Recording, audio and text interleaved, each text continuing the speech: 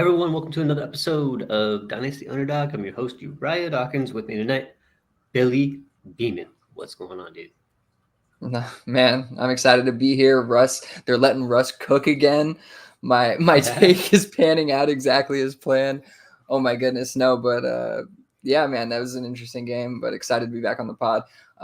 From that game, though, I did want to mention really cool that our co-host Jake got to meet up with some of our Discord members, Joe and Woo Forever, in the Discord. So really cool stuff. Love seeing that happen. And yeah, just wanted to say that shout out to the Discord. Join. Hop in there if you aren't in there.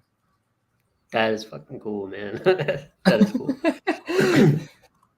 You get to put a face to the name and all that. And, yeah, man. And we talk so much, like it's, we do consider some of these people friends, and it's cool to make it real, like bring it to life. You know what I mean? And yeah, man, I love those guys. So yeah, hopefully they're joining us live tonight. But if not, we will be talking to them in the Discord. And just wanted to give them a shout, man, because they're just big supporters of the show, and really appreciate them. And yeah. I got to meet them. I got to get out there. I got to go out for a Steelers game when the Patriots are better and aren't going to get absolutely crushed. Oh, I hear you.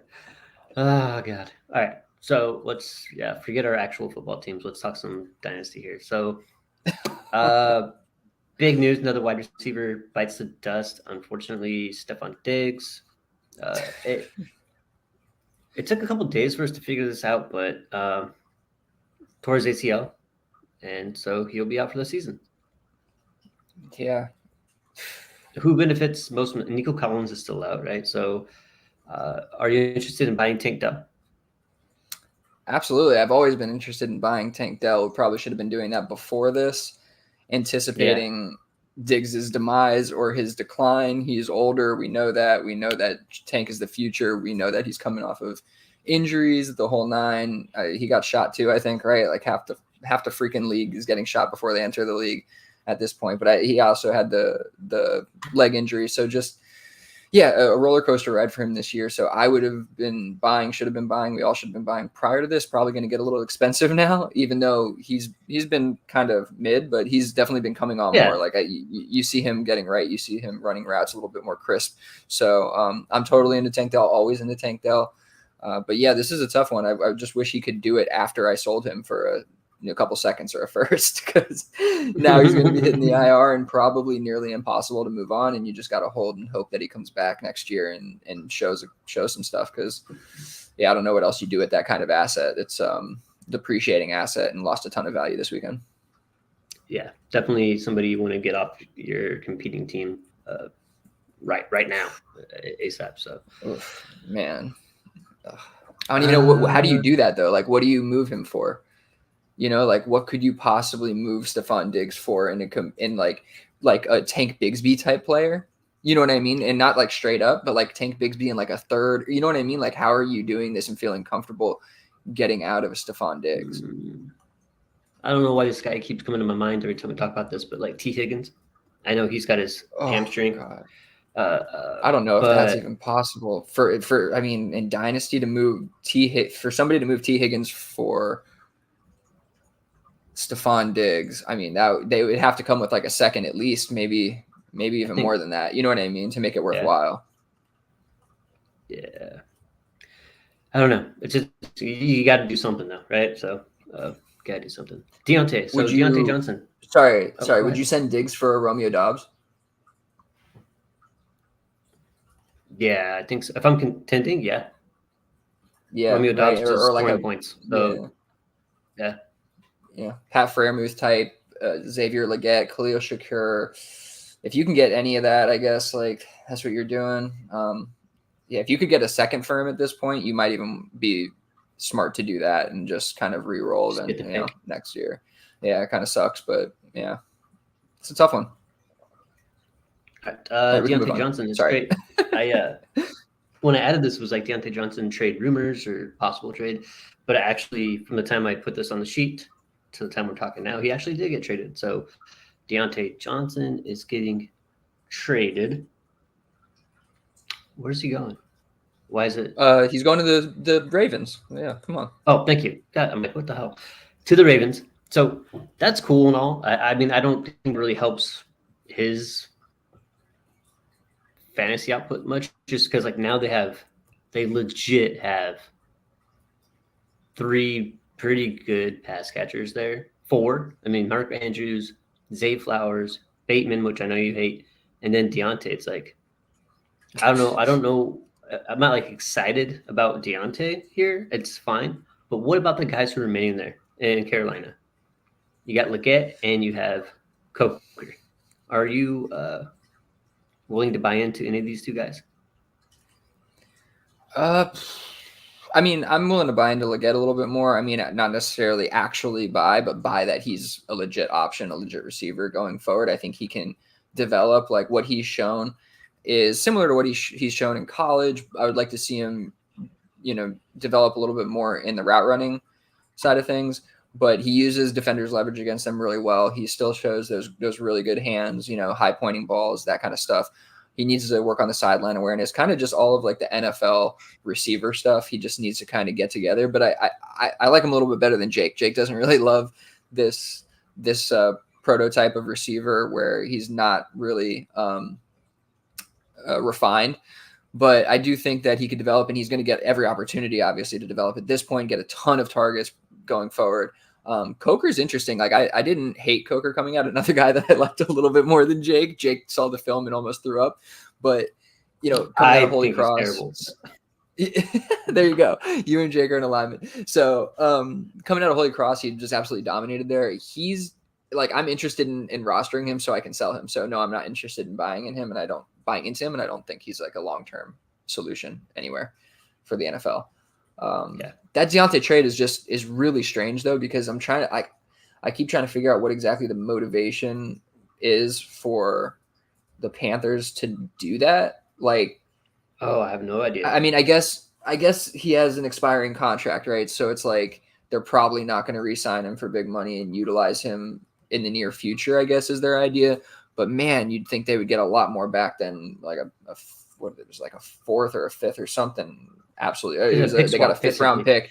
Honestly, a 5th round pick for Deontay and a 6th. Worst case scenario, weird. These picks could end up being back-to-back. Ravens win the Super Bowl. Carolina gets the first pick. It's literally one pick. Right? Oh my goodness. Yeah. So, I mean, I don't know, but go ahead. Yeah. I was just saying, it's just Carolina. It's one of those just really bad run organizations at this point in time. Like it's been that way for a while now. So whatever. I think I'd find more interest in like a JT Sanders if we're talking about the surrounding like options, with Bryce Young. But got a feel for Bryce Young. This does not help him one bit. Taking away really good weapons. No. So it's just like what can you really expect from him? Obviously, he's really struggling. Still showing that in this past game. But yeah, I mean, he was out without Deontay, so you'll see a lot more of that struggle probably going forward. This isn't good for anybody, but probably Leggett and maybe JT Sanders just gets enough where he can kind of start, developing a little bit more as well. But I would only be interested in Leggett, and also maybe somebody going under the radar who may not play this year at all, Jonathan Brooks. I would definitely still buy into Jonathan Brooks, and if we can get him at a low cost because of how poor the situation is and everybody's being traded and he's not going to play this year, maybe contenders have them on the IR or in the taxi, and you can snag them, sneak them away from those kind of managers. That's a good point. All right, eating W's. Are we eating W's? Jameis Winston back in the mix, man. I mean, part of it is just like, I don't know if hyperbole is the right word, but I will always stand for Jameis and like throw Jameis in there. Like I love watching him play, right? And obviously dunking on Deshaun Watson has been a pretty easy thing to do for a while now. Not only like has he been bad off the field, but like on the field he's also been terrible. So it's like it's easy to shit on the guy. So, but Jameis Winston finally saw the field, and all it took was for Deshaun Watson to tear up his whole entire Achilles. But he came back and he beat the Ravens. Not single-handedly or anything, but, I mean, the Browns beat the Ravens with Jameis Winston. They weren't going to do that with Deshaun. Ain't no way you could convince me that would be even close to that. Yeah, no, I mean, you're absolutely right about that. Like, yeah. So, I mean, so we got this potential, like, okay, now maybe the Cleveland Browns is good. Are we interested in any of the pieces? What is Jamison Winston worth to you? And are you interested in, like, I don't know, Jerry Jeudy now, or Tillman, or players like that? Or are you still like, I don't know?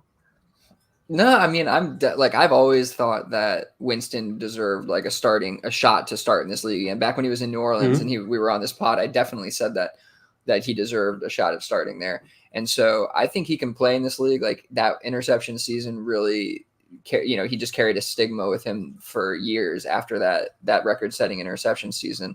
While he also, I think, like led the league in passing as well. So I mean, he's just an enigma of a football player and of a dynasty asset. You know, like you don't see many guys that are still kind of as young as he is, which he's older obviously, but he's not Joe Flacco. You know what I mean?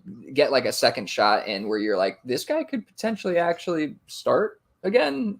Maybe next year. I don't like if he keeps this up, we're obviously going to see ups and downs with him. He's a guy who slings the ball, so he's going to throw some interceptions, no doubt about it. But I don't know, man. Over the years, he seems to have gotten a little bit sharper. And so, and you kind of saw that Sunday that he was absolutely the driving force behind the win. Like there's no doubt about that. Like he was leading the ship and he's doing it with, castaways, Jerry Jeudy, Elijah Moore, and Cedric Tillman. He doesn't have Amari Cooper. Obviously he has David Njoku, who's a good player. The ghost of Nick Chubb is back there, so he's definitely playing really well, or he played really well.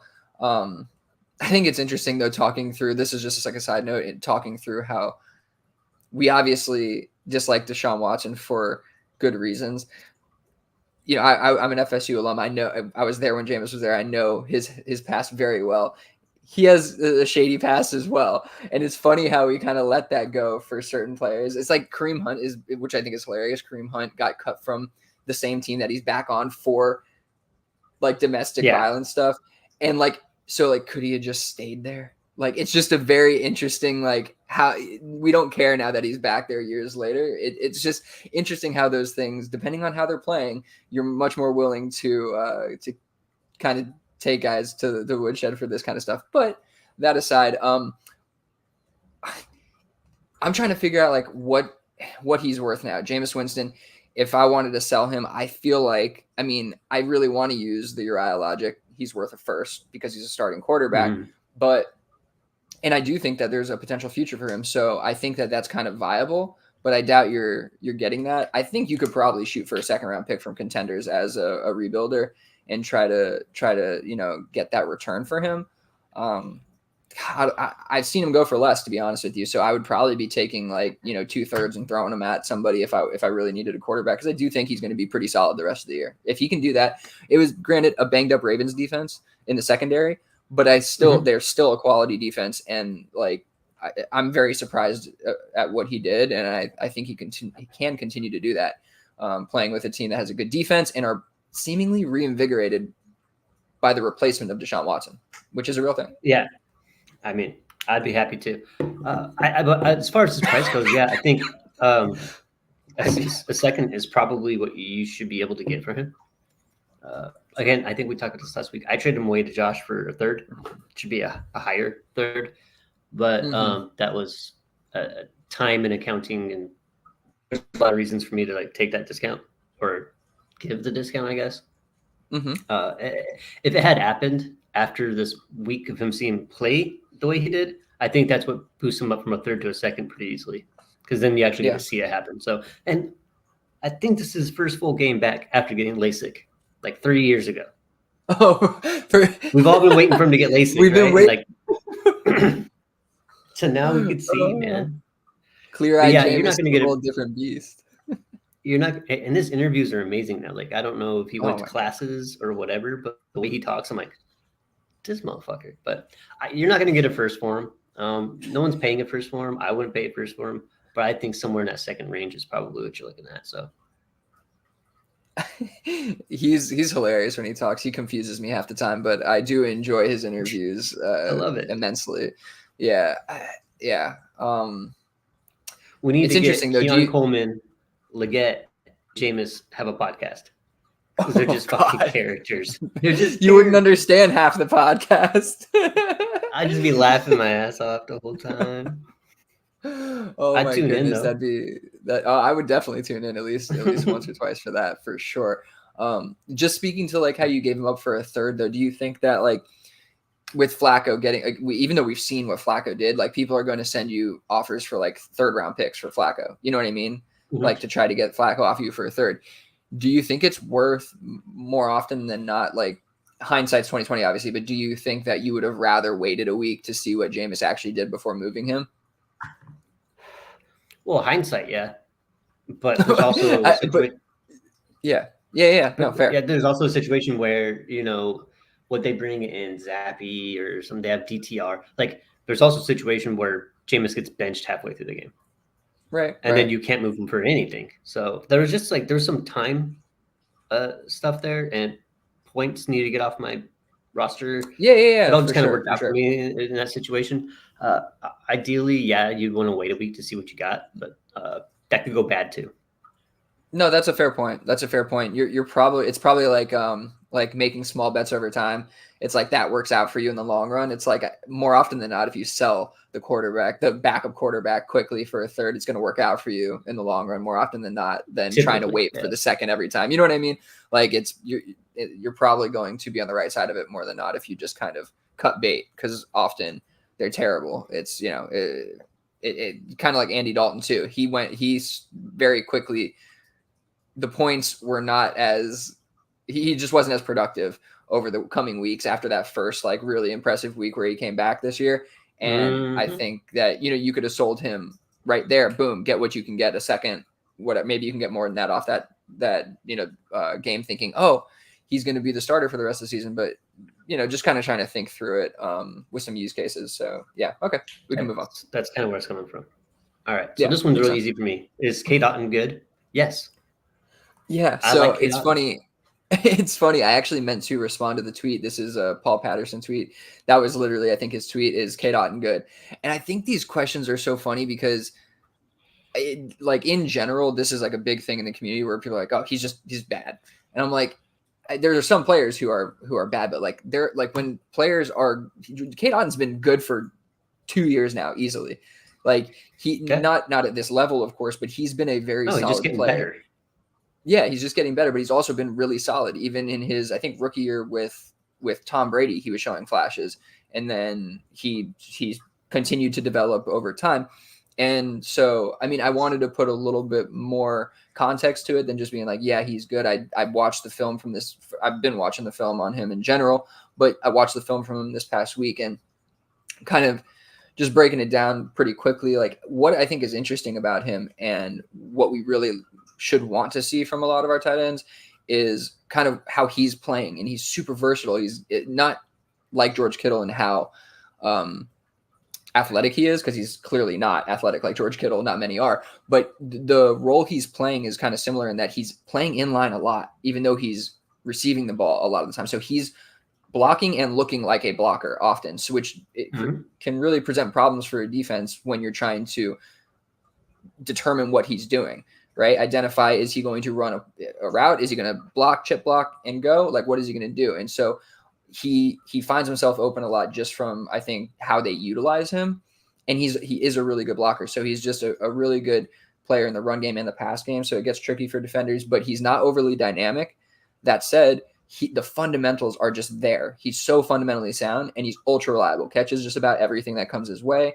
And he's a good route runner, not a great route runner. Like, you're not going to see this guy like putting his foot in the ground and absolutely dusting somebody, but he gets himself open, and he can shake, he can put on a rocker step in and shake a guy out mid route downfield. And you see him catch long passes in this offense. So in general, I think if somebody's asking themselves, is K. Dotton good? They need to check it out and like watch what he's doing, because he's clearly, when you watch him, he's doing all the right things almost all the time. And he doesn't look necessarily that dynamic. Like when you're watching a guy like George Kittle and you're just like, dude, nobody can stop this guy. He's super fast, whatever. It's like, he doesn't have that after the catch ability, but man, he is a really, really fundamentally sound football player. And he gets the job done just as well as anybody. And the way they're utilizing him is like a full-time tight end And that's what we want to see. We want to see a guy on the field for all the plays. And you see him have like 100% or near 100% snap share almost every week. So, he's an every down player. And with this offense, the way it is, you're just going to, with the weapons going down, injuries, you're going to see him, I think, succeed all year long and probably continue to develop. And not saying he's going to get like elite level, but I think this is a guy who is going to settle in as like a top 10, 12 tight end every year pretty easily for the foreseeable future. Yeah. As long as and I think that Baker might end up staying there even longer. So, which would be good for that team. Yeah. All right. Anthony Richardson, or a rich, more like a poor guy. Anthony Richardson, not been great for fantasy, and not the greatest for his actual football team either yet. So yeah, there's a lot to talk about here, but I don't want to spend like 10 minutes on Anthony Richardson. But yeah, it's just like shame on you. Thinking about he's getting benched. He's getting benched for Flacco, which I think that a lot of people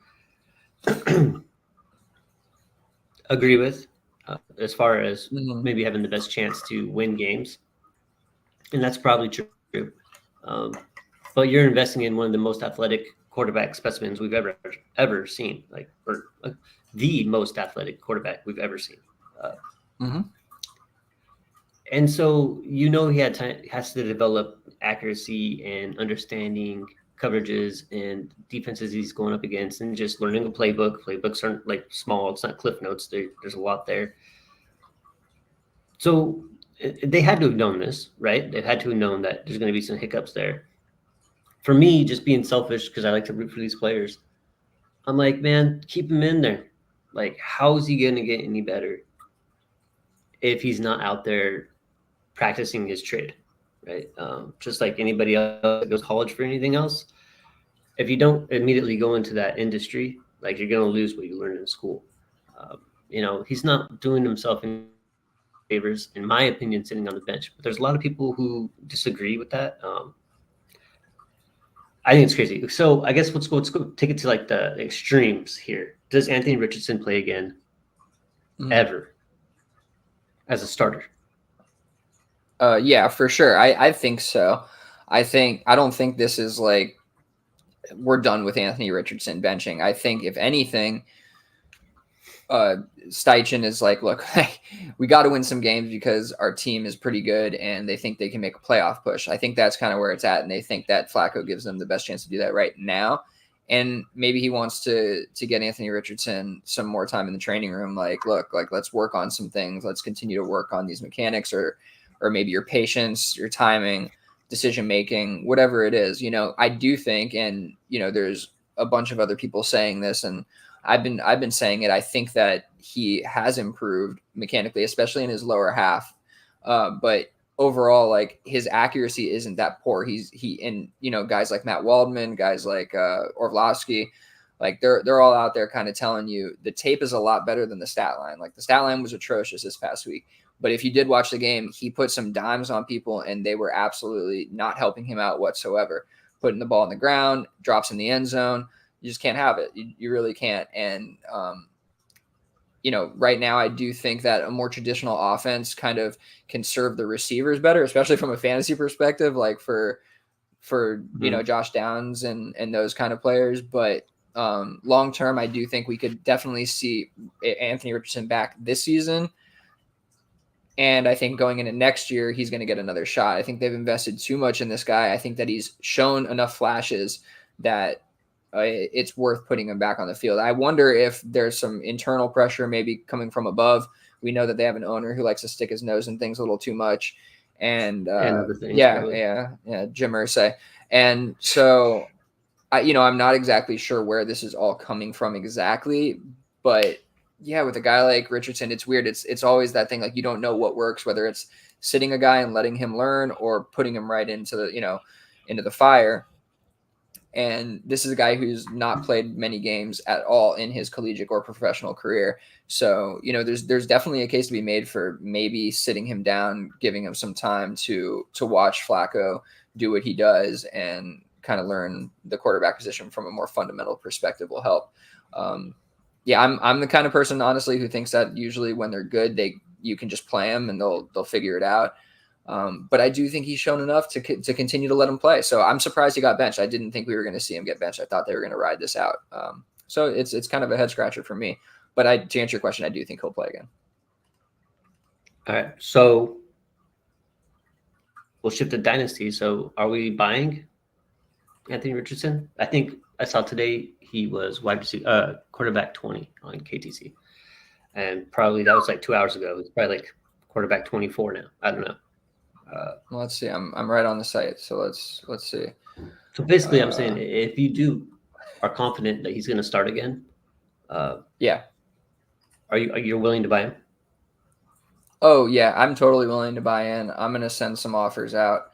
Let me see where Richardson is real quick though. Quarterback 20 still is where he's at. Yeah, okay. Just ahead of Tua, behind Prescott in that range. I mean, for me, like we were talking about this in the Discord a little bit, and I was Prescott? like, Prescott QB 19. I mean, he's not having a great season either. A ton of interceptions, so people are panicking. He's a buy. 100% Dak Prescott is a buy, in my opinion. Like more than Anthony Richardson, to be honest. But Richardson, for me, we were talking in the Discord, and I was like, maybe send out some seconds. And Dan was like, I would bite your hand off for a second for Anthony Richardson. I was like, oh, okay. So I guess I'll start lower. So if I can get Anthony Richardson for a third or a couple thirds, I'm doing that. No matter, I'm just absolutely doing that, almost no matter what my build is. So yeah, like I would 100% be buying Anthony Richardson at this cost. I think this is one of those where people panic too much. I guess it could be kind of a Trey Lance situation, but I have more faith in this guy. I think that he's much more dynamic and hard to keep off the field. And I don't think Joe Flacco is enough of an impediment for really anybody to get their starting job back. So if I get Anthony Richardson and he's starting next year again for 2/3 or something in that range, I think I'm going to be able to move him at the very least for much more than that. Right. Yeah. So I see this as an asset that has transitional value, as I've called it before, where it's like not their true value. And you want to take advantage of that if it's on the decline, because there's obviously going to be a point where that transitions back to its more normalized value. And I think that's where you want to attack those players beforehand. So I kind of like Anthony Richardson as one of those.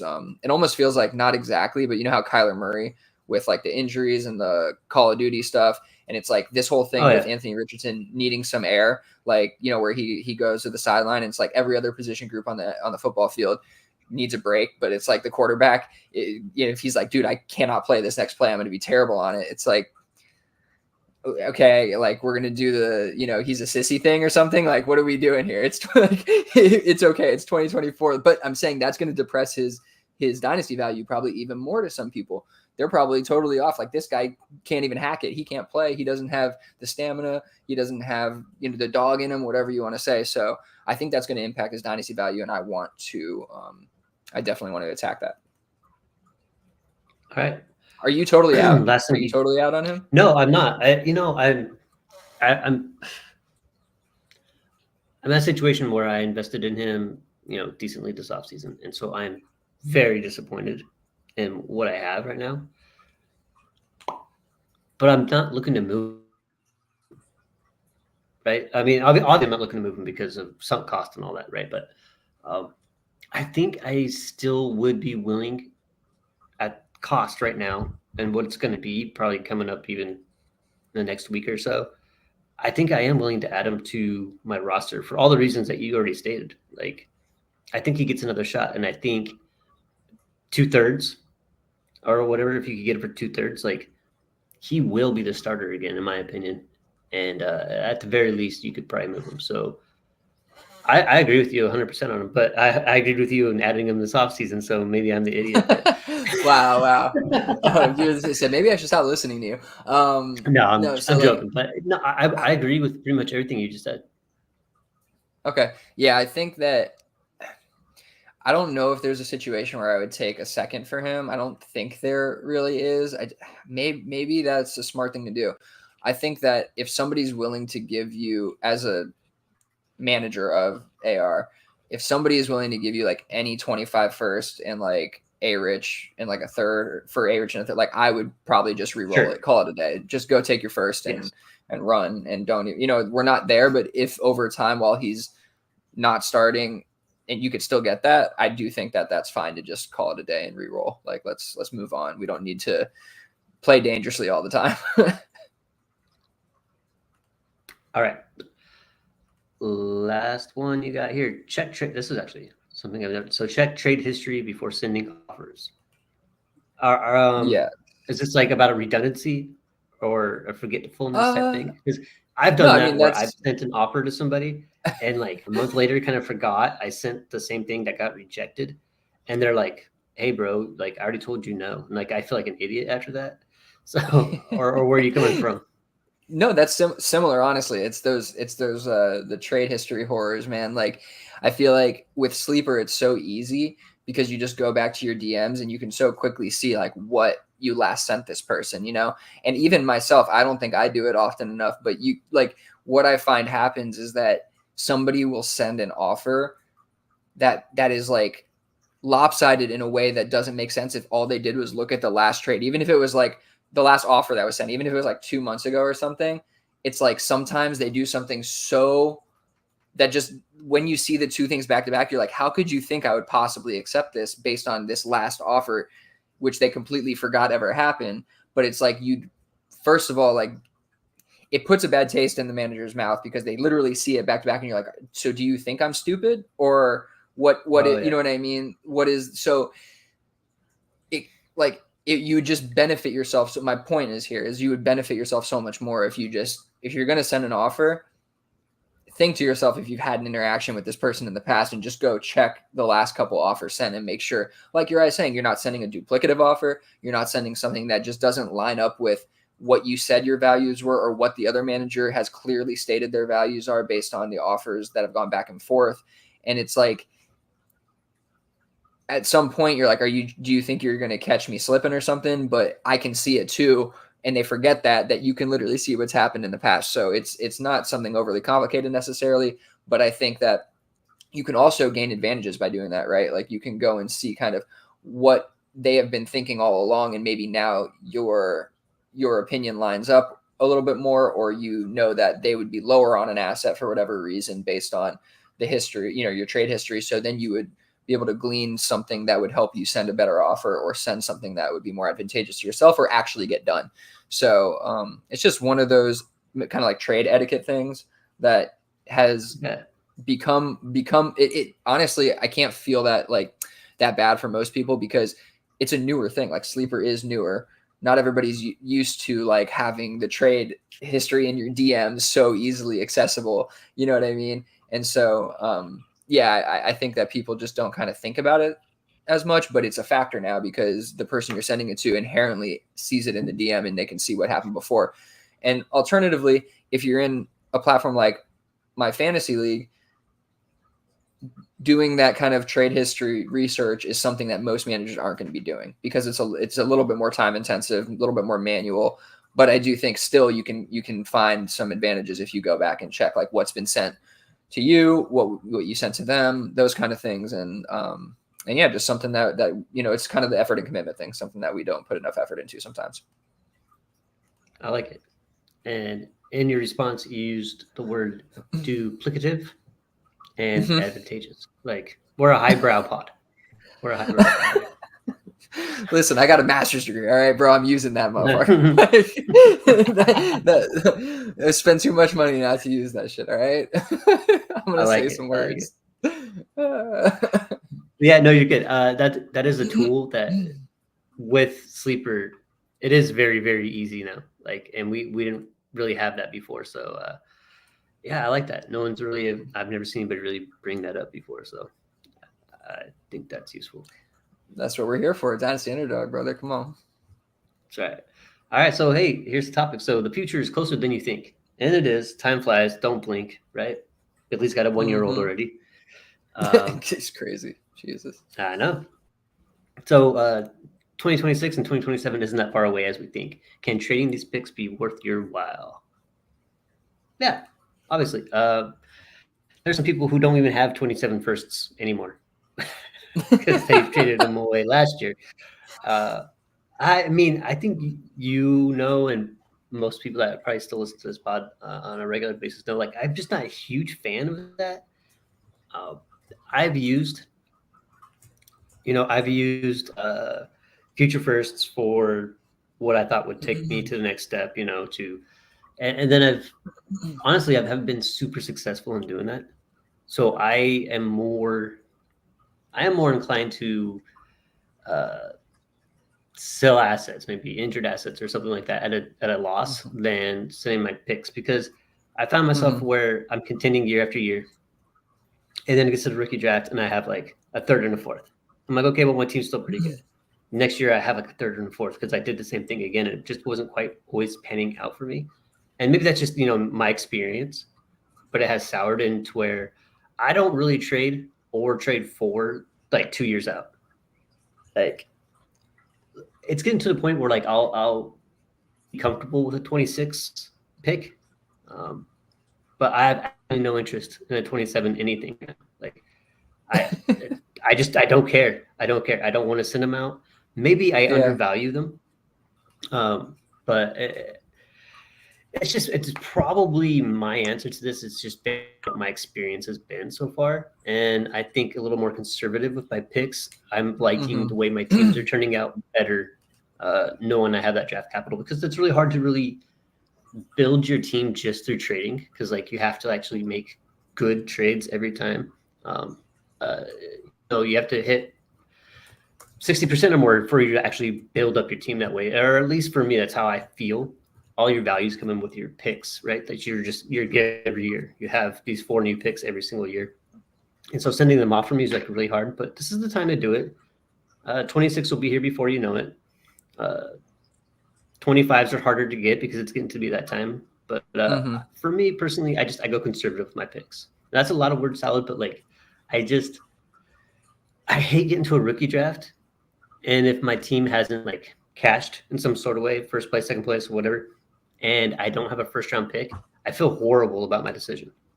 And I don't like that. I don't like that. So I just don't want to be there. And I know, like, there's a lot of people who are more active trading. They're like, well, if you spent your first and it didn't pan out, you could always trade for it again. Yeah, but by the time you realize that, you're after the playoffs and you're in between the draft.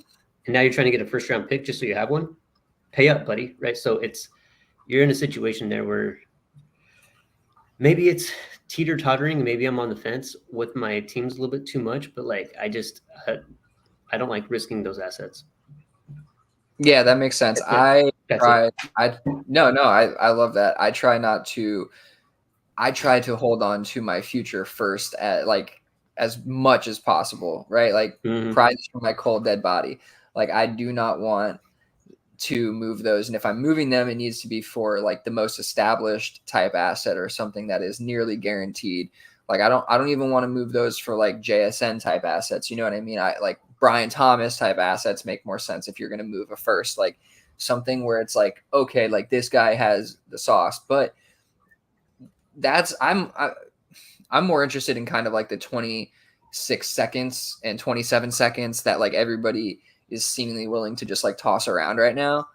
And I'm kind of with you. Like, I don't want to move my future seconds either, because I think that especially like the first and second round picks are a way to internally like churn your own roster, right? Like, you're talking about, like, you'd rather move like some injured players or back end players or something like that for like those picks, because in the end, like, those aren't going to be difference makers on your team. Even if you're contending, they probably won't last that long, and you're going to add a lot more value to your roster by having liquid picks that you can backfill with and offer a lot more longevity in terms of dynasty value. You have new and longer windows with those new players you're bringing in. So I'm very similar in that respect.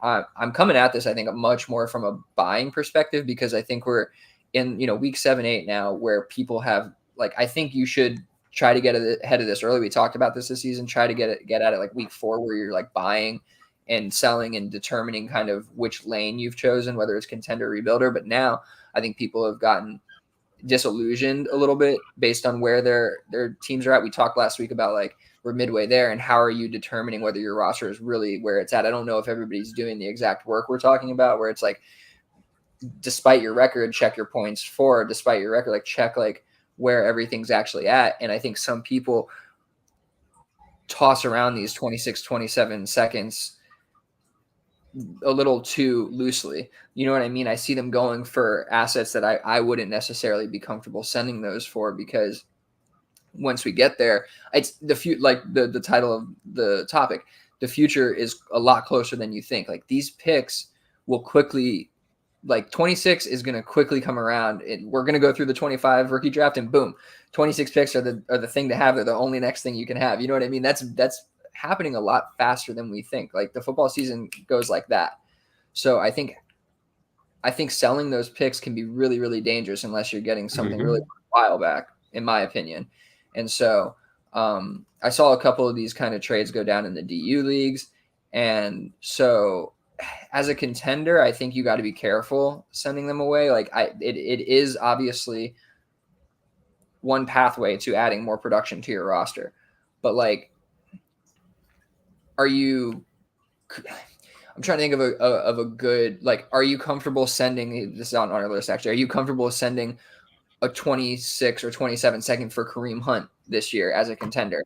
Because you're basically lighting that pick on fire. Like, yeah, Kareem Hunt's going to get you through the year and probably be pretty productive for the rest of the year if he stays healthy. But after that, like he's not going to be the future running back for this team. Isaiah Pacheco's going to come back, and he didn't have a job when he wasn't on this team. You know what I mean? So, or not a job that we wanted to roster on our fantasy team. So it's like those kind of players are the ones where I'm like, be really careful when you're sending those picks. I think we want to be looking to those really guaranteed assets. You know what I mean? Those guaranteed guys who are going to be something going forward. I'm not like, even Chuba Hubbard seems like a risky one for that kind. I even said, I think a week or two ago, that I would be interested in buying him for something. I don't know if exactly at that price it would be worth it, but like that's getting closer to what I'm talking about, where you know that he's probably going to have a role in the future. But even that, I think you'd rather have the 26 pick when it comes around. So I think these picks are just a lot more valuable than we give them credit for. And I know, like, you'll like to say, like, 27 is so far away, which you're right, it is. But even I think you would admit, as a seller, you don't really want to sell your 27 pick.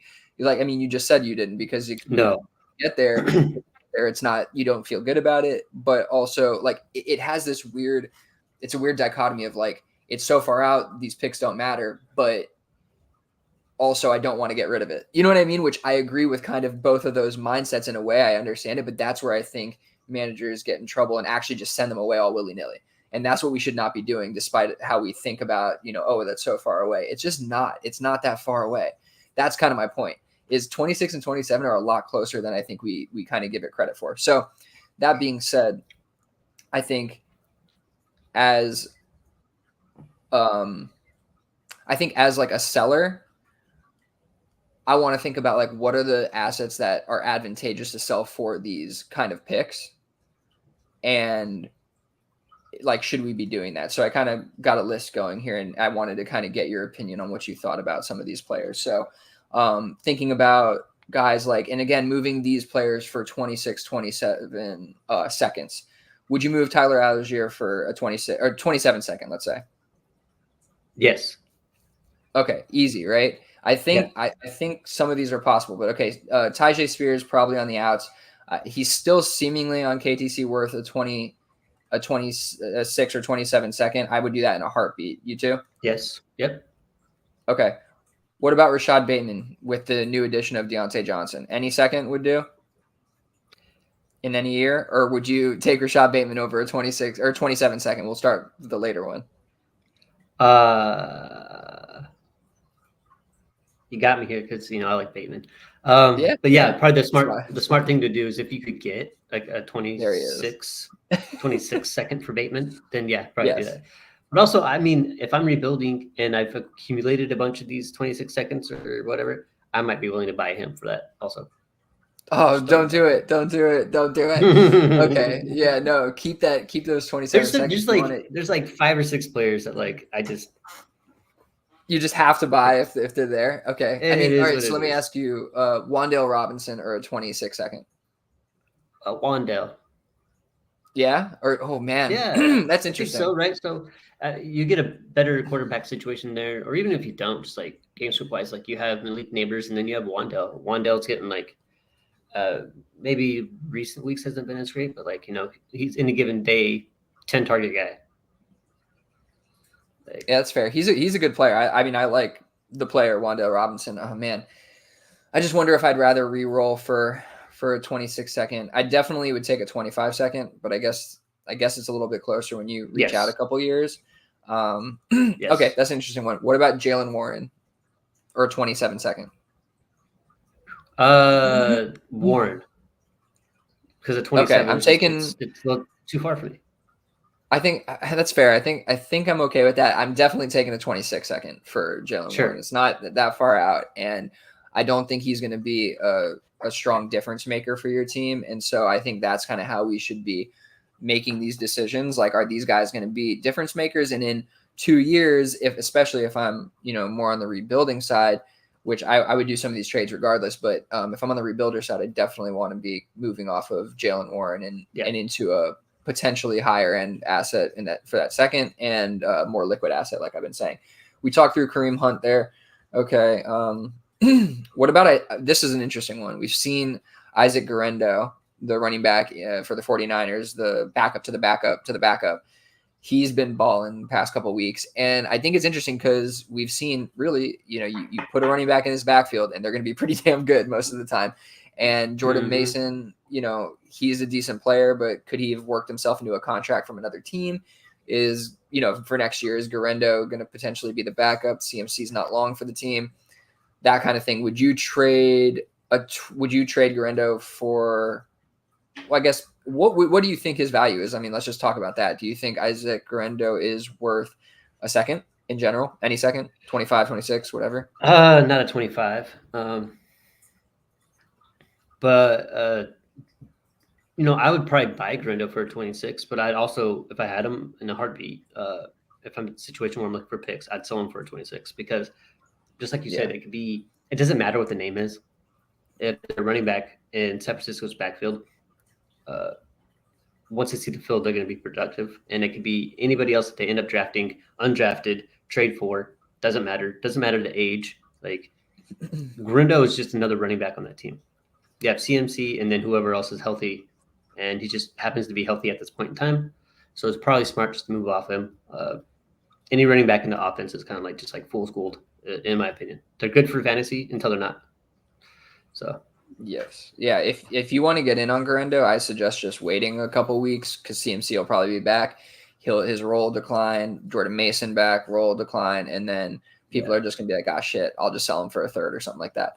And again, like with these kind of things, I'm talking about how we would rather have our own picks, not wanting to move seconds and first. Like, I think you'd more often than not be happy having 2 seconds, let's say, because you made this trade in 26, even if you're a contender, to add that talent to your team, than have the 4th round, 3rd round pick that was Guerendo. You know what I mean? And I know that's kind of like sunk cost fallacy world that we're living in there. It's like he's not that anymore type thing. But still, I do think you have to kind of evaluate these players on a player by player basis, and not all of them are going to be Tyrone Tracy. You know what I'm saying? Where his value is probably going to stabilize at a higher pick than what you got him at. Like Guerendo, I don't know if is necessarily going to stabilize around a 2nd round pick and maintain that value. So I think almost any situation I'd be willing to get rid of him for that as fast as possible right now. Yeah. So I don't think you'd ever have remorse selling him for a future second. Right. No, I agree. Okay, well, what about, this is an interesting one, Luke McCaffrey, where we've seen like little flashes of him, but we're not seeing enough. And the worry is like if you sell him for like a 26 or 27 second and he actually like comes around and starts balling, you're like, I just gave up like a McCaffrey for nothing. But you'd move him for a 26 second. I wouldn't do it today. He's just one of those players where I don't see a reason to move off of him like I do Algier, Warren, Hunt, Garindo. He's too young, and that offense is looking too good. Where I think that he's firmly just a hold right now. Okay. What about Jalen I think he's McMillan? different. Sorry. You think he's different? Oh, Yeah. No. I mean, I just think he's just different. It's a little different profile here.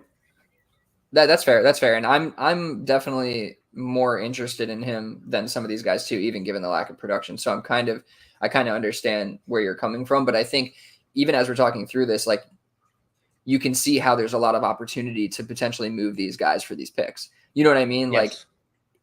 Like even if we're having like middling feelings about it, like that means that there's players out there who are willing to just dive on the player and give you those seconds. And so I think if you have a couple of these guys, and especially if you're not looking, if your team is really rebuilding, like you got to really reset. Like I think these are things you should be doing, like stocking up on these kind of future picks. Like it doesn't need to be in 25, 26 is going to get here a lot faster than you think. And that's kind of the point. Just a couple more here that I think we're getting a little more interesting now. Jalen McMillan or a 26 second.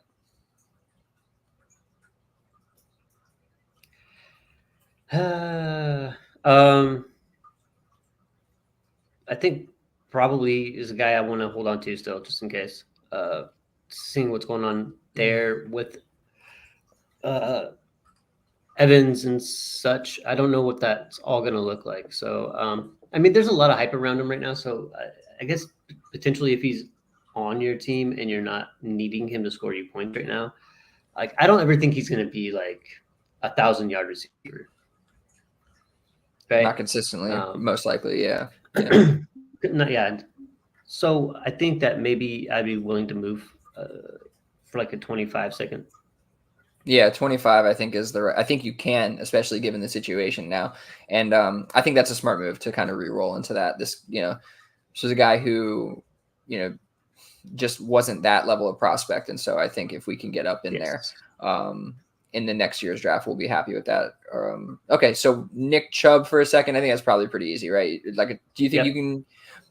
I think I would take a 26 or 27 second for Nick Chubb if I can get that. And I think the hype around just Nick Chubb, the player, can kind of get you there.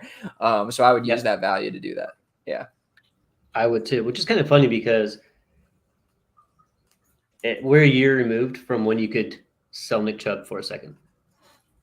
And you could still probably sell Nick Chubb for a second. Yeah, I think he's one of those. Yeah, absolutely. I think he's one of those guys who has like narrative value in a way, I'll call it. And it's everyone one of those knows right. And that's what I mean. And I think I ignored that too much. And it's something that you have to, that has to be a part of your evaluation. It has to be a piece of the puzzle for you, I feel like. And we could get him for really, really, really cheap, between last year and this year, between his injury and now. And so it's one of those I think I'll remember in the future if we have a guy like that who is just such a highly respected player. If you can get him for the low for like a fourth or something like that, like his value is probably going to bounce back quite a bit. And that's what's happened here. So I think I personally missed the mark on that a little bit in terms of like the ROI I could get on him, not necessarily thinking that, because I still don't think that he's like coming back to full strength really.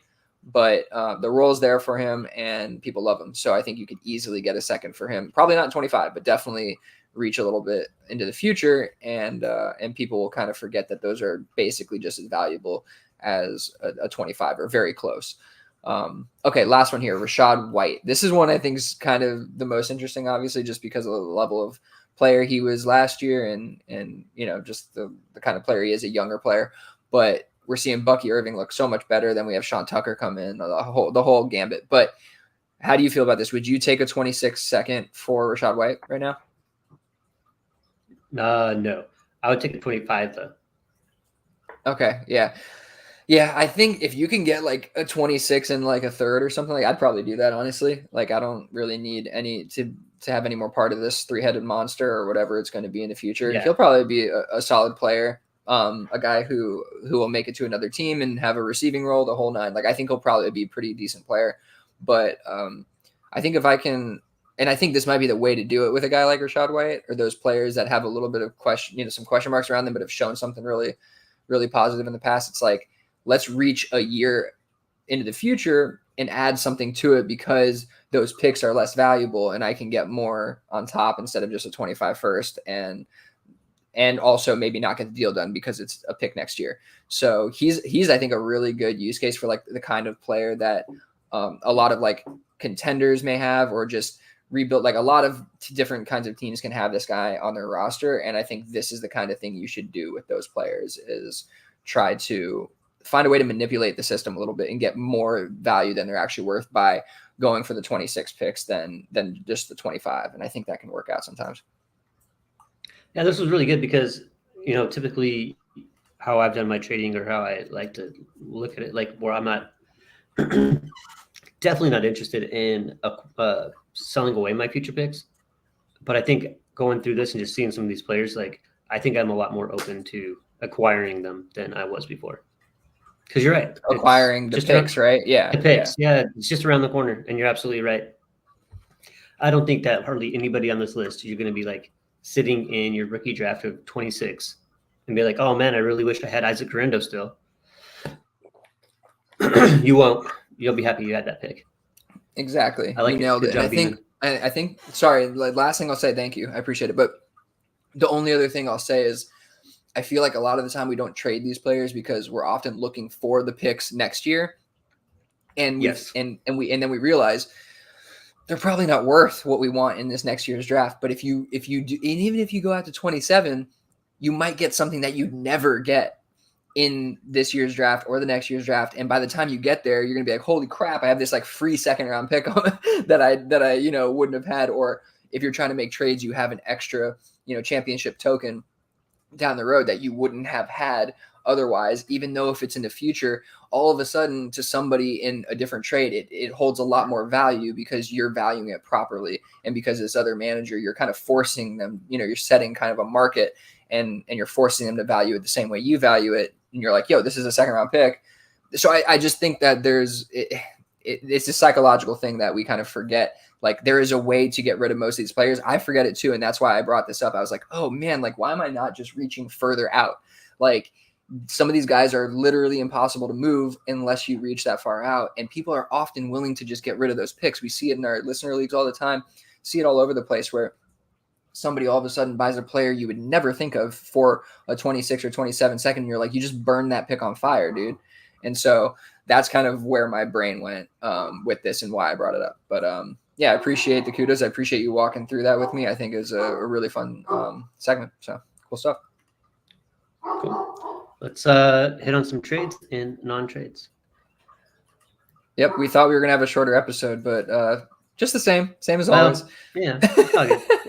No, it's perfect. It's perfect. I love it. We'll have Jake back next week, it sounds like. So that'll be more the true disruptor. The true disruptor. Yeah. Yes. He's got a lot to say, man.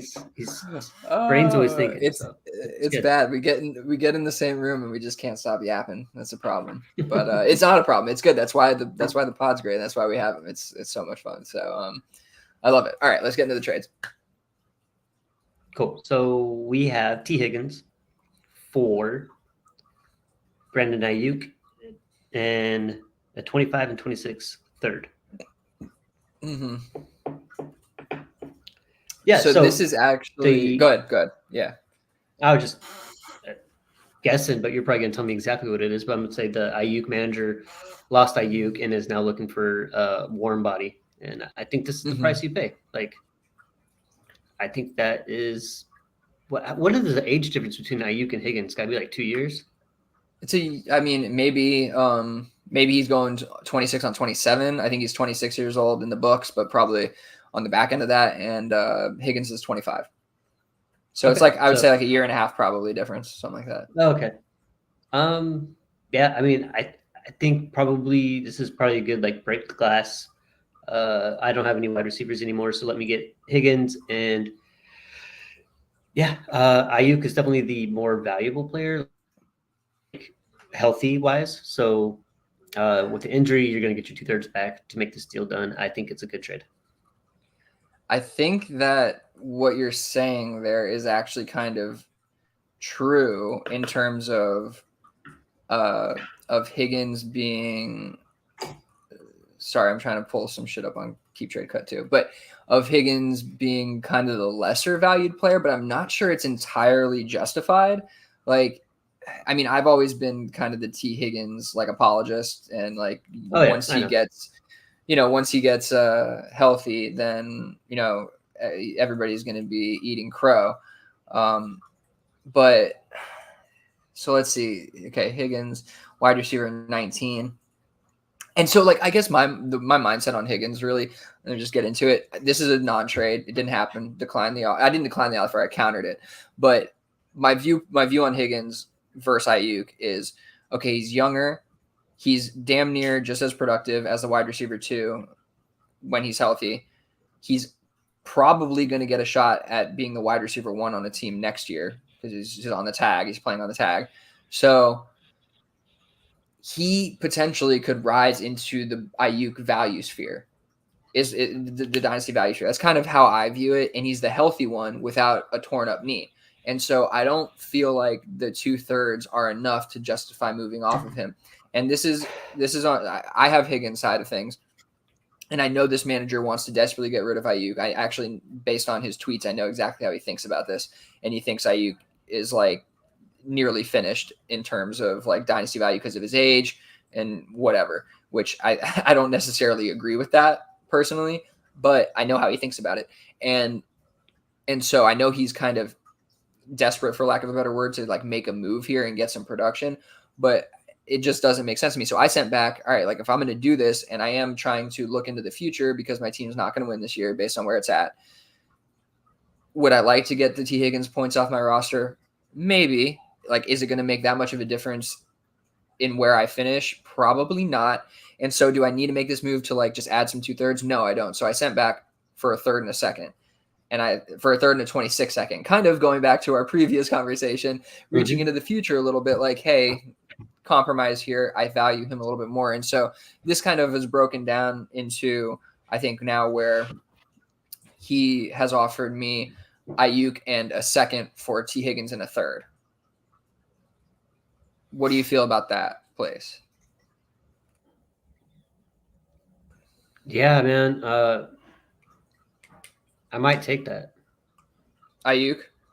Yeah, I might do that. I mean, I understand I understand like who you are and your relationship with Higgins, and so I know like it's not something that you have to do, right? So there's not a lot of like pressure to do it, and you want to see Higgins succeed and become the wide receiver 1 that you believe he can be. But if you're not contending, I feel like this is a good way to kind of reset. Ayuk's going to be a good player when he comes back, and a second and third, I think, will make it feel not so bad. I don't know. I don't think it's a bad trade either way. Like, I think it's fair. It's kind of like, what are you trying to do with your roster right now? So I don't think it's a bad offer. Okay. Yeah, it's an interesting one. Like there's not like, I don't think 2 weeks ago, before Ayuk got injured or whatever, I don't think that you're able to trade Higgins to the Ayuk owner and get a second and a third on top. But you can now. That's kind of where I'm at. Yeah, that's fair. And yeah, I mean, the latest offer was just Ayuk in the second for T Higgins in the third. So maybe I can try to do something where I'm sending like a fourth and getting the second. Maybe I could do that, and I would feel comfortable doing it. I don't know. It's interesting. It's a long road to recovery. It's an MCL and ACL for Ayuk. So I do feel like that needs to be taken into account, and it just feels like I'm giving up such a high-end healthy. He's not that healthy either. And I think he's kind of leveraging that against me too. It's like he's going after an asset that is injured, and so I'm supposed to kind of think his value is in decline or lessen. You know what I mean? Or accept that. And I don't quite accept that, and I don't like trading him on the kind of low side, I think, of his value right now. So it's one I'm struggling with. So that's why I brought it up. But okay, we can move forward. Joe Flacco for a 27 third. Oh, sorry. One thing I wanted to say about the last trade, sorry, in general, just the the dynamic of the trade, which I don't think everybody thinks about. But like you were saying, I don't have like, there's no pressure or like a ton of motivation for me to do this, right? Yeah. And so I think that's a powerful place to be in, and you need to recognize when you're in that place. Because for me, I straight declined like 3 of his offers, or the 2 of his offers, and he came back and just offered me something again twice. So I know that he wants to get this done. And you need to recognize those situations, because you do hold some more power where you can then send another offer and not feel like you, if you really want to get the deal done, that you can't, because you probably can. You probably can go back to a previous offer and get it done. Like if I was like, well, I'd take this last offer he sent me, but I do feel like I'm in a power position here. Let me push the envelope. Like, I don't think it's going to come to a point where you meet a person like me who's like, we're done talking. Like, I don't need to talk to you at all. Like I do think that mindset is a little more rare for most people. I think most people are wanting to get a deal done and will come back. And when you're in that position, I think you should recognize it and try to take advantage of it. So that's the last thing I'll say. Sorry. We can move on to Flacco in the 27th third. Flacco for 27th third. I mean, there's not a lot. So yeah, there's not a lot to say think. here. I mean, do you need the quarterback? Do you need his points? If you need his points, then just roll with him. If you're in that situation. And if you need a quarterback and you have a spare third, go ahead and send it and get Flacco for a third. I think that most people are going to want more than a 27th third for Flacco at this point in time. So too. But I don't know how much more, but probably we're talking like this year's third, not a third from 2 years out. So. Yeah, that's fair. I think that's actually very fair. 25 third would be a lot more enticing. I think 2/3 would probably get it done. What do you think the highest you can get back for Flacco is? Like the most? Oh, probably 2/3, and then contending second.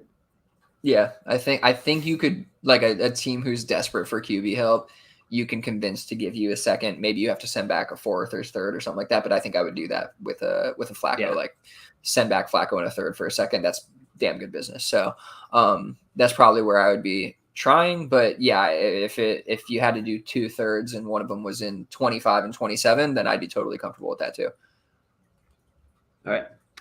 Keon Coleman, Geno Smith, and Njoku. Okay. For Penix, Ayuk, and Ford. That's a weird trade, isn't it? It is. Obviously, someone wants points and another person does not want points. I do like getting Penix for the. That didn't seem that cheap, though. I don't like what the Penix owner did here. I think he gave up too much. I love that. No, I agree with you. Yeah, go ahead. I think he gave up too much. Getting Keon Coleman, a young budding star, potential star. Geno, who's pretty good. Honestly, he'd probably be starting again next year. I think he's stick around in Seattle for a little while. And Njoku, top 12-ish type tight end. The rebuilder, I'm assuming, wants Ayuk because he's not doing anything for you now. Penix hopefully will be good for you in the future, which I think he has a very good potential to do that. But the part that really gets me, I just don't understand why you're trading for Ford. There had to be another way. There's no picks involved on the Penix side here, which is just like devastating to me. I would have liked to see some picks back. Like, get rid of that Ford and give me a second. Yeah. And that's better. But yeah. I just think it's not a very good trade for the Penix side here. No, I think I kind of agree with you on this one. I was looking, the Geno contract. He's under contract with a pretty big cap hit going into next year. I don't think he's going anywhere. And I know that he was pushing for an extension, and I think that's very possible that they get something done there, in the offseason, and that he's there for a little bit longer. Honestly, he's actually played really well not really well. He's played pretty well, I think, this year, and the O-line hasn't been great in pass protection. So it's been a tough go, and he's had some injuries with the weapons, and They're learning a new offense too, so there's a lot going on there with Gino, but I think he's okay. Yeah, I think this is one of those trades where you're trying to get rid of points so much that you hurt yourself. You know what I mean? Where like you're trying to lean into the rebuild so much that like you get rid of too many like good pieces, and maybe this person has like a ton of first round picks and their own, and is like going to eat the first round of the entire first round of the rookie draft. But I don't recall that any team in DU2 has that.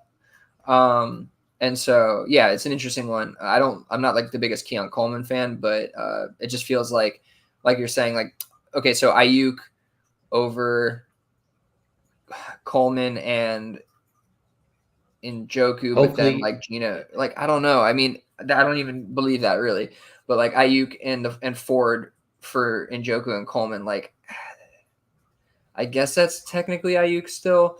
I mean, it's not like Ayuk is a really good piece still. Like, I don't want to completely undervalue that. Maybe I don't believe in Keon Coleman enough. Maybe that's the problem here. Yeah, but I just feel like Jerome Ford is kind of like nothing. Worth nothing. So I would have liked to see some picks back on the Penix side here. And I love that someone's shooting for Penix because I believe Penix will be a good player. So I like to see that there's still some faith out there, but I'm not trying to bash anybody at all, and I'm wrong a lot, but I don't like the Penix side here. I don't think it's I don't think it's that close. And I guess maybe this person, the way that they're valuing it is Ford doesn't matter, and it's Penix over Gino long term because you think that he's going to be, like you said, he's going to be good and for a pretty good Atlanta team. And then Ayuk over Coleman and Njoku is how you're breaking it down and adding the Ford to just get it done. I think that there's a value discrepancy there somewhere. I can't quite point it out or pick it out, but I agree with Uriah that if you added a second on the other side, you'd feel a lot better about it. Yes. Now and in the future. Yeah. All right. My trade. I made one. And then this is great because I did it the exact – we recorded last week on Tuesday, and we were talking about Hollywood, and just I didn't realize how far his value had dropped. And I was like, yeah, I have a team right now that I'm shedding points and trying to rebuild on. I'm absolutely going to 100% by the next episode, I'm going to have him on my team is my thought, right? And it didn't take long. You did. So I went out immediately and just looking at people who had Hollywood in that league. And like, okay, so like this guy does need some wide receiver help. So anyway, the trade is Romeo Doubs. I sent for Hollywood Brown and 25 third. Dobbs has been playing really good. I'm really heavy on him across all my leagues. So if I can move a share or two, like it's, I think a good thing. So yeah, I sent Doubs for Hollywood and a 25 third. I get Doubs points off of my roster for the potential points. Going for that 101. I probably won't get it, but I'm trying. And I have Hollywood, who I think will be a good player for me next year, and I'll enjoy drafting whoever I draft with that 25 third this year. Yeah, the great breakdown. And you're shitting on me for my Anthony Richardson advice, but I want some credit for the Romeo Doubs advice. All right, we get it right. Oh yeah, but it worked out pretty good. We get it right for sure. Yeah, Uriah said money meet mouth, and I love this one. The more I look at it, the more I personally like the Hollywood side. Like, I just think he's a guy who has more upside. Obviously not, I guess, as much longevity at this point. He's a little bit older, but I think he still has plenty. I think he's like 27 years old or something like that. So a couple more years of pretty good production. And again, like, he's a more dynamic player, a little bit more upside, and that's kind of what you're looking for in fantasy in general. Plus, you get the third round pick on it. Like, I think that makes it really worth your while. Like, just a nice little package deal for Romeo Doubs, who is more of a floor player than a ceiling player. And so not a bad player at all. We love Romeo Doubs around here. Big fan. But I think for a rebuilding team, and honestly, almost any situation, I would feel pretty comfortable doing that unless but again, like, who desperately needs Romeo Doubs points? You know what I mean? Like, who is like, man, like, if I don't have Romeo Doubs, I'm not competing. Like, I don't think that there's many teams like that. And if you are you really competing? Like, let's be honest with ourselves here. So yeah, like, I feel comfortable with that trade in almost any situation, because I think Hollywood would have been quite productive in this situation, collarbone injury withstanding. So I think it was just health related, which you're going to do. He's dealt with his whole career. But I still think this is a good trade. I like this trade for you for the Hollywood side. All right. Last one, we have Hopkins, the new wide receiver 1 for the Kansas City Chiefs. Hopkins and a 25 third for a 25 second. I would move Hopkins in a third for a 25 second all day. I agree. This is a Jake trade. I believe Jake took on Hopkins on a competing team in DU3. Okay. And shout out, brother. Love you too, Jake. And Jake coming in the chat. Yeah, no, I couldn't wait for Jake to talk about this one. Maybe he'll talk about it when he comes on here. I think next episode maybe, but soon. And yeah, I get what he's doing. I like the idea, honestly, of Hopkins in a third. Like, I'm surprised he got a third back because I think it's a pretty fair deal, to be honest with you. I do lean the second side in most situations, but I think Hopkins can definitely return enough value for a contender to make this deal. So, like, I think it's a pretty fair trade. But my brain leans on the second side of things personally. Yeah. But I do think like there's a world though where like you get down the road, you realize that you're not the strongest contender. We know we have no trade deadlines in this league, and Hopkins does get right over time. We saw he didn't do anything in this first game, but he looked pretty damn good. Like, he was running filthy routes. And so I do think that he's going to be solid over time. So you could probably end up trading him for similar to a second down the road, maybe a second, and you end up with a second and a third, you know what I mean? And you didn't really do much damage to your team at all. So I think that this trade, like, it has a lot of wiggle room to it to like get right, is kind of my point. I agree. All right. Anything else you want to talk about, man? No.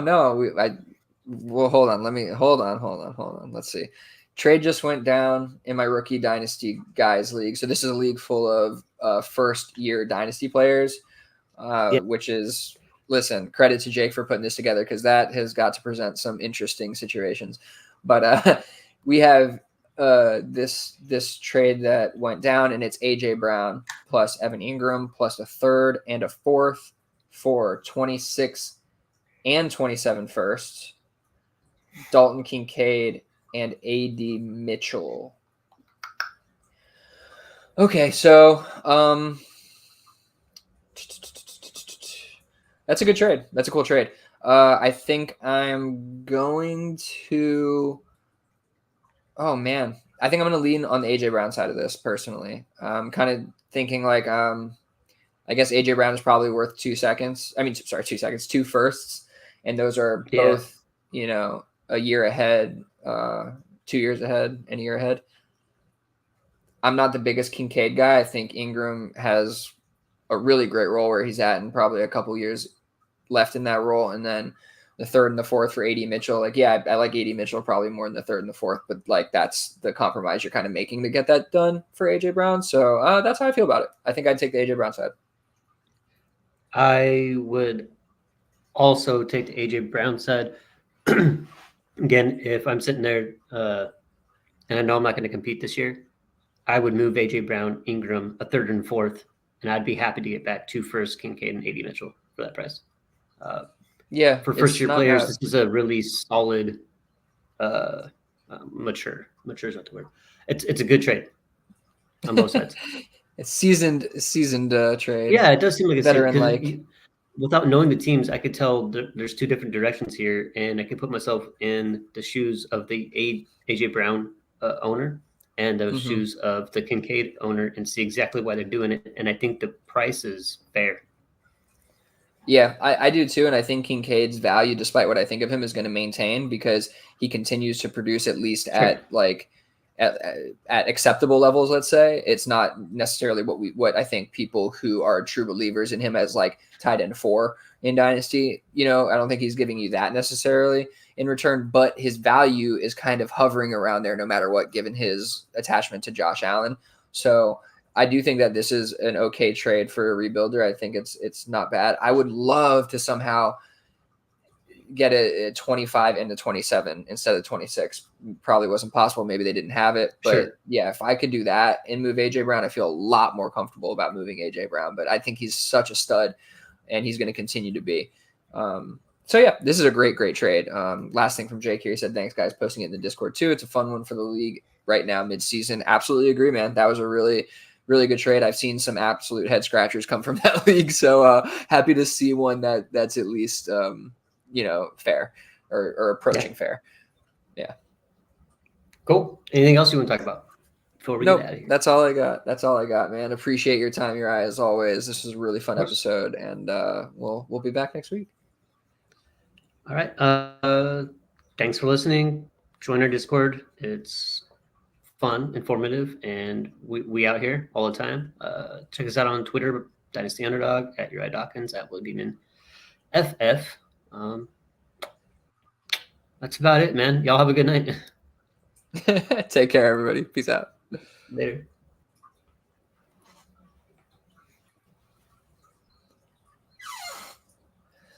End. It's coming. I don't know why it's being slow tonight, but it is not ended yet, so we are still alive, technically. It's all right. It said an error has occurred. Wait a moment and try again. Is that really a thing that happens with a... Okay. I'm trying again.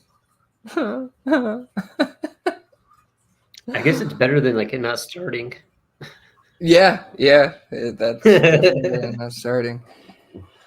Okay, I guess the stream is just going to remain up as an error occurred again. Wait a moment. Okay.